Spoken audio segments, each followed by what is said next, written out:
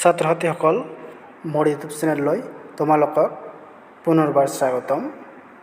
মৰমৰ ছাত্ৰ ছাত্ৰীসকল, আজি তোমালোকৰ বাবে ক্লাছ 6ৰ ছ'চিয়েল ছায়েন্সৰ পাৰ্ট নাম্বাৰ অৰ্থাৎ চেপ্টাৰ নাম্বাৰ 3 পৃথিৱীৰ গতি নামৰ পাঠটোৰ সকলো পাঠভিত্তিক প্ৰশ্ন উত্তৰ তোমালোকৰ বাবে লৈ আহিছোঁ। মৰমৰ ছাত্ৰ ছাত্ৰীসকল, ভিডিঅ'টো প্ৰথমৰ পৰা শেষলৈকে চাই থাকিব। অনুশীলনীৰ 1 নম্বৰ কুৱেশ্যনটো হৈছে 1 নম্বৰত দিয়া আছে, তলৰ প্ৰশ্নবোৰৰ উত্তৰ দিয়া। ইয়াত ক নম্বৰ কুৱেশ্যনটো, পৃথিৱীৰ মেৰুদণ্ডডাল কক্ষপথৰ লগত কিমান ডিগ্ৰী কোণ কৰি আছে? ইয়াৰ উত্তৰ হ'ব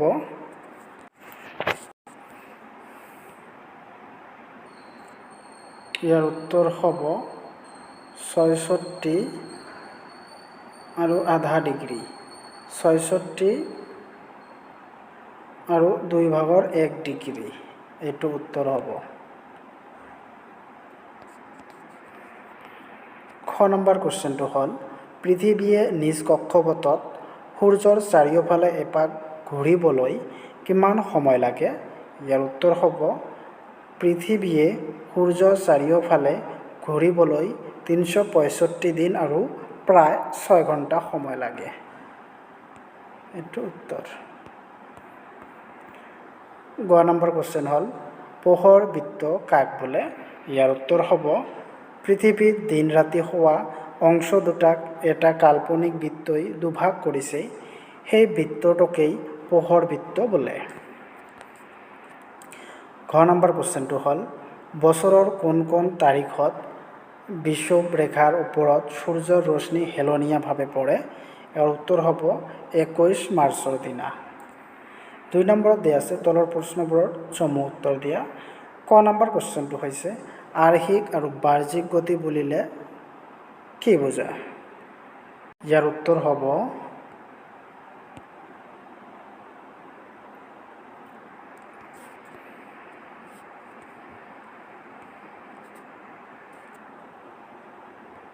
এইখিনি উত্তৰ হ'ব এইখিনিৰ পৰা এইখিনিলৈ। পৃথিৱীয়ে নিজ মেৰুদণ্ডত ঘূৰি যি গতি সেয়াই অৱৰ্তন বা আৰ্হিক গতি, আনহাতে পৃথিৱীয়ে নিজ কক্ষপথেৰে সূৰ্যৰ চাৰিওফালে ঘূৰি যি গতি তাকেই পৰিভ্ৰমণ বা বাহ্যিক গতি বোলা হয়। খ নম্বৰ কুৱেশ্যনটো হৈছে, আৰ্হিক গতিৰ ফলত পৃথিৱীৰ দিন ৰাতি কেনেকৈ হয় বুজাই লিখা। ইয়াৰ উত্তৰ হ'ব পৃথিৱীয়ে নিজ মেৰুদণ্ডৰ ওপৰত পশ্চিমৰ পৰা পূবলৈ সম্পূৰ্ণ এপাক ঘূৰাকেই আৰ্হিক গতি বোলা হয়।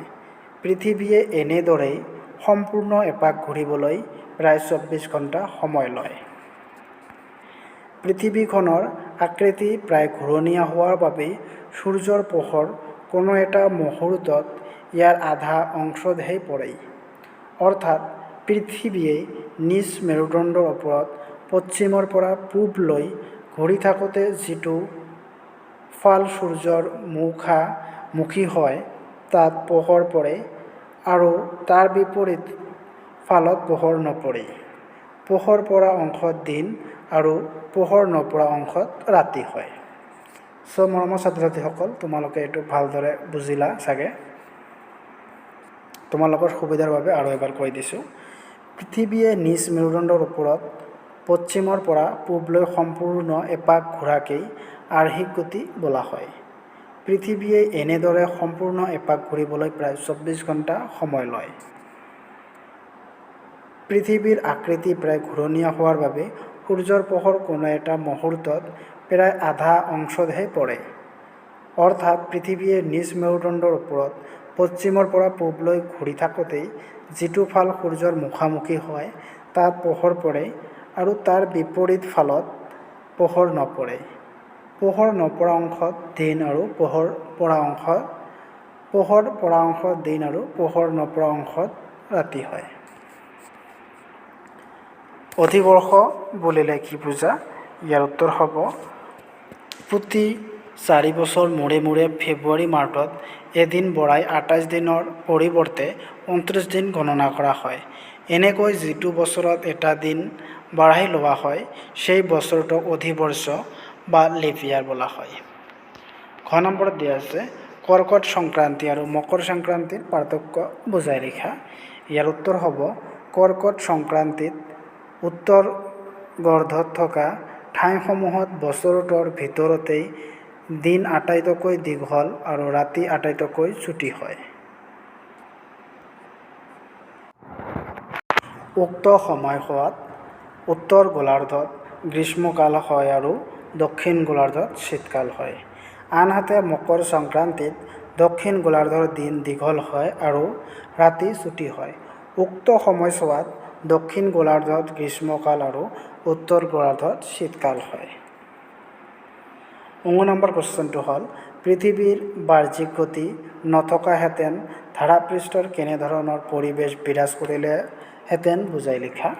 ইয়াৰ উত্তৰ হ'ব পৃথিৱীত বাৰ্ষিক গতি নথকাহেঁতেন ধৰাপৃষ্ঠত কোনো ধৰণৰ ঋতু বিৰাজ নহ'লহেঁতেন, উদ্ভিদ, খাদ্য, কৃষিকাৰ্য আদি পৰিৱৰ্তন নহ'লহেঁতেন, মানুহৰ উৎসৱ পাৰ্বণ আদিও পালন নহ'লহেঁতেন। 6 নম্বৰ কুৱেশ্যনটো হৈছে পৃথিৱীৰ কক্ষপথ বুলিলে কি বুজা? ইয়াৰ উত্তৰ হ'ব পৃথিৱীয়ে সূৰ্যৰ চাৰিওফালে এটা নিৰ্দিষ্ট পথেৰে ঘূৰে। এই পথক পৃথিৱীৰ কক্ষপথ বুলি কোৱা হয়। 3 নম্বৰত দি আছে শুদ্ধ উত্তৰবোৰত ৰাইট চিন দিয়া।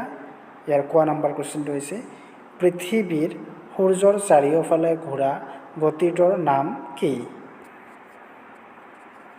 আৰ্হিক গতি, মেৰুদণ্ড, বাৰ্ষিক? ইয়াৰ উত্তৰ হ'ব বাৰ্ষিক গতি। উত্তৰ হ'ব বাৰ্ষিক গতি। তাৰপিছত দি আছে খ নম্বৰ বিষুৱৰেখাৰ সূৰ্যৰ পোহৰ কোন তাৰিখে পোনে পোনে পৰে? ইয়াৰ উত্তৰ হ'ব উত্তৰ কোনটো হ'ব? 21 মাৰ্চ, 21 জুন নে 21 ডিচেম্বৰ? ইয়াৰ উত্তৰ হ'ব 21 মাৰ্চ।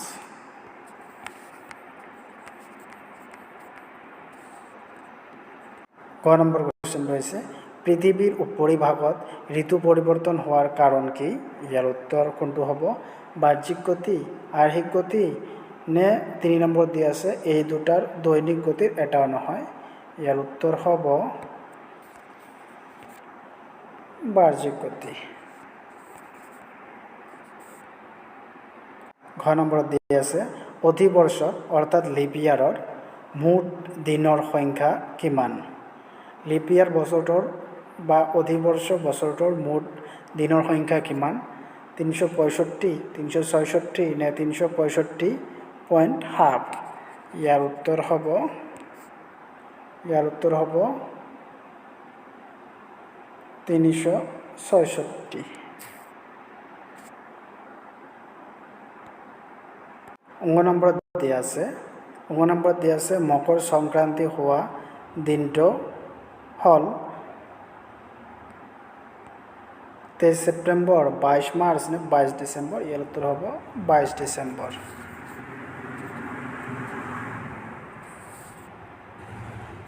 4 নম্বৰত দি আছে খালী ঠাই পূৰ কৰা। ইয়াৰ ক নম্বৰ উত্তৰ কুৱেশ্যনটো হ'ল পৃথিৱীয়ে নিজ মেৰুদণ্ডৰ ওপৰত এপাক ঘূৰাকেই ডেছ বোলা হয়। ইয়াৰ উত্তৰ হ'ব